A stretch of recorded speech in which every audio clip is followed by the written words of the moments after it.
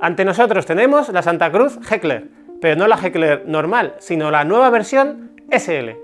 Y con estas siglas ya nos podemos hacer una idea de qué es lo que nos va a ofrecer. Una e-bike ligera y por tanto una bicicleta con una capacidad de batería un tanto limitada y también una potencia de motor inferior a los estándares habituales.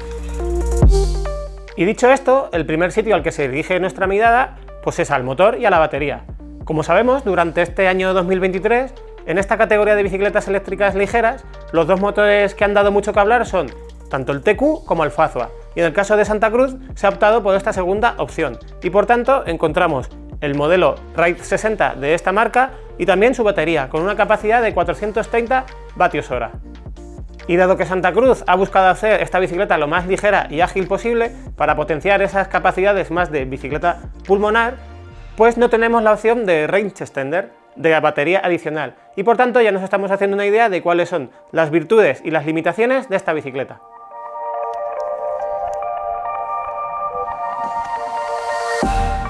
Y una de estas principales virtudes no es otra que toda esta parte de bicicleta eléctrica pues queda muy bien camuflada en esta bicicleta. De hecho puede llegar incluso a confundirse con una bicicleta muscular, salvo por el pequeño display del Fazua que encontramos aquí arriba. Todo está muy bien integrado e incluso el tubo principal, pues según como lo miremos, incluso no llega a parecer una bicicleta con una batería dentro. Y esto es así porque no se trata especialmente del mismo cuadro que su hermana Heckler normal, sino que Santa Cruz lo que ha hecho ha sido desarrollar un cuadro completamente nuevo en base a estas nuevas especificaciones. Y en lo que sí coinciden las dos Heckler es en el recorrido de suspensiones, con uno trasero de su sistema VPP de 150 mm combinado con una horquilla de 160.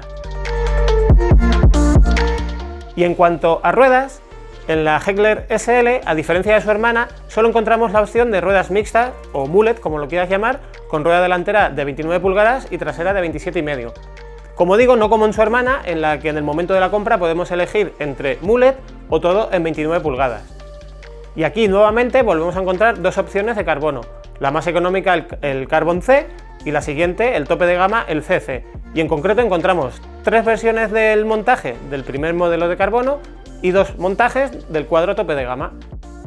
Se pone a la venta, como ya es habitual en la marca, en dos versiones de carbono, en la Carbon C y en la CC, con un total de 3 montajes en la primera opción y de 2 en la segunda, y con un rango de precios que arrancan en 7.790 y llegan hasta nada menos que 13.390 euros.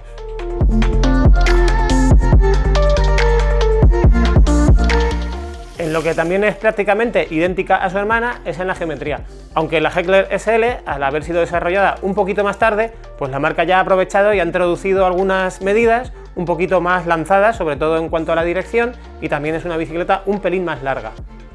Además, como es habitual también en todas las plataformas de Santa Cruz, o en casi todas, pues encontramos un flip chip en la violeta que nos permite modificar la geometría. De esta manera tenemos un ángulo de dirección de 64 grados, un reach de 457 mm y una distancia entre ejes de casi 1,24 m, todo ello en esta talla M probada. También tenemos un tubo de sillín de prácticamente 77 grados, que ya es muy vertical, y algo que olvidé mencionar antes es que con su flip chip, cuando lo invertimos, pues tenemos una diferencia de ángulos de unos 0,3, que sería más vertical si lo invirtiéramos a cómo viene en este momento de serie, y también la altura del pedalier variaría en un par o 3 milímetros.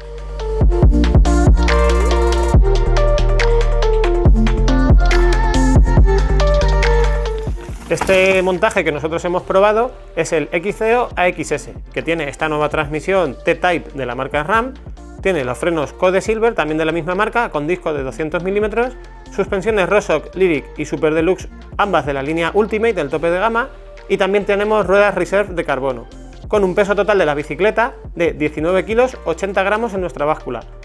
Es cierto que este no es un peso súper ligero, seguro que hay alguien que esperaba una cifra incluso inferior, pero es cierto que tenemos una bicicleta all mountain o trail o incluso casi enduro, según el tipo de usuario que seamos, que nos permite muchas licencias a la hora de bajar, un uso agresivo y por tanto también tiene un montaje acorde.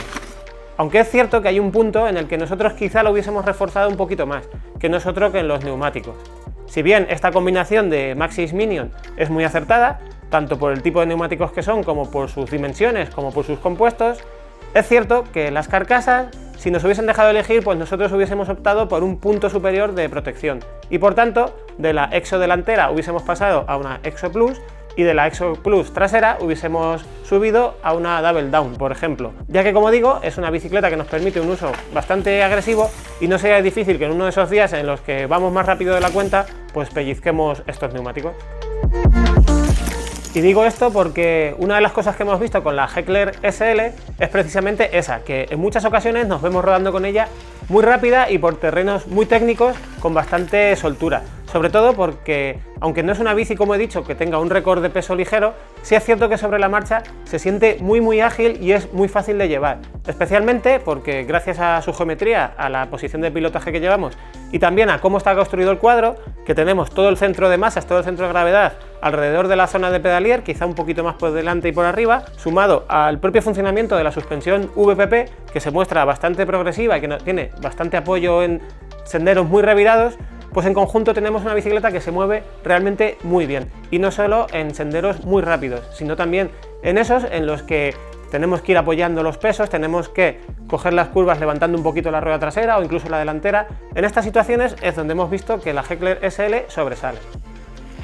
A la hora de las subidas, en una bicicleta como esta quizá es algo más importante que en una e-bike full power, pues también es verdad que la Heckler SL nos ha gustado el comportamiento general que tiene, en parte porque tiene un tubo de sillín muy vertical que nos posiciona bastante adelantados y centrados en la bicicleta y nos permite un pedaleo bastante ágil, y sobre todo pues porque no es una bicicleta que lastre en exceso, también por este sistema de suspensión, como decía, que tiene un apoyo muy bueno y no tenemos esa sensación de ir excesivamente hundidos y lastrados. Ya que estoy hablando de subidas, pues ha llegado el momento de hablar de cómo se comporta este motor Fazua. Tiene tres modos de asistencia: Breeze, que es el que menos asiste, River y Rocket. Hay que tener en cuenta que River y Rocket se parecen bastante tal cual vienen configurados de serie, con la gran diferencia de que Rocket, que sería el turbo, por llamarlo de una forma que todos entendamos, pues tiene una aceleración mucho más rápida que su hermano River, que hace una entrega más progresiva y más poco a poco. Lo que hemos visto es que con el modo de menos asistencia, el Breeze, pues la bicicleta, siempre que sea en terreno llano más o menos favorable, se comporta bastante bien, nos permite pedalear con agilidad y tiene un rendimiento bastante llevadero. Pero en cuanto empiezan las subidas, aquí es cuando ya vemos que le cuesta un poco llevar esa velocidad, esa energía que nos impulsa, y por tanto nos cuesta un poco llevar un pedaleo alegre. Nos cuesta más, principalmente porque tenemos que hacer un uso más muscular, y aquí se asemeja bastante a una bicicleta precisamente sin motor. Por tanto, en subidas, los modos que más hemos usado todo el tiempo han sido los dos superiores. Tiene una función añadida a estos tres modos que se llama Boost, y que sería realmente el análogo a un turbo de verdad. Y en este momento lo que nos da son 12 segundos en los que la potencia del motor alcanza un pico de 450 vatios. El suficiente para acelerar mucho la bicicleta, como os digo, durante estos 12 segundos, y que nos viene muy bien pues para superar un repecho muy vertical, una zona muy técnica o incluso en una arrancada. Este mando, la verdad que es bastante diferente a la mayoría de los que encontramos en otras marcas, y es porque es de tipo twist, es decir, tenemos un dial que sube y baja para subir modos o bajar modos. Es un mando muy cómodo y muy práctico, aunque es cierto que no nos termina de convencer cómo está rematado, con un aspecto un poco de plástico barato, y es cierto que una bicicleta como esta, con el precio que tiene, pues nos choca un poco encontrar ese tacto de, como digo, de un mando un poco más económico. Sobre la autonomía de esta bicicleta, pues aquí Fazua nos dice que su batería de 430 vatios, gracias al rendimiento de sus propias celdas como al bajo consumo del motor, pues tiene unas capacidades que podrían ser similares a las de una batería de 630 vatios hora en una bicicleta full power. Nosotros no vamos a decir que esto sea un dato falso o que sea una mentira, pero sí es cierto que lo podemos catalogar un poco de dato optimista. Porque lo que hemos visto es que siempre y cuando circulemos prácticamente todo el tiempo en este modo Breeze, en el de la asistencia menor, pues sí es verdad que podemos tener un rango de uso muy similar al que tendríamos con una bicicleta mucho más pesada y con una batería superior.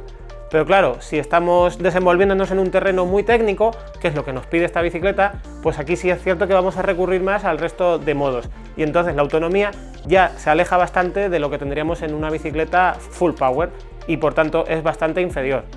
A modo de ejemplo, Pues una ruta diaria de un kilometraje de entre 22 y 25 kilómetros y con un desnivel positivo de entre 800 y 1000, hemos visto que al llegar a casa, habiendo usado principalmente los dos modos superiores y en algunos momentos puntuales también el Breeze, es que la autonomía restante es de en torno al 30, 35, incluso el 40%. Por tanto, esto nos hace una idea de cómo son el tipo de rutas que podemos hacer con ella.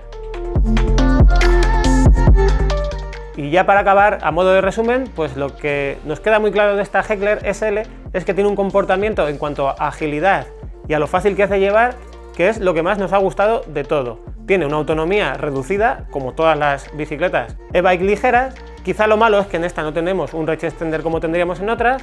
pero también a su vez es lo que hace que sea esa bicicleta tan juguetona y tan divertida.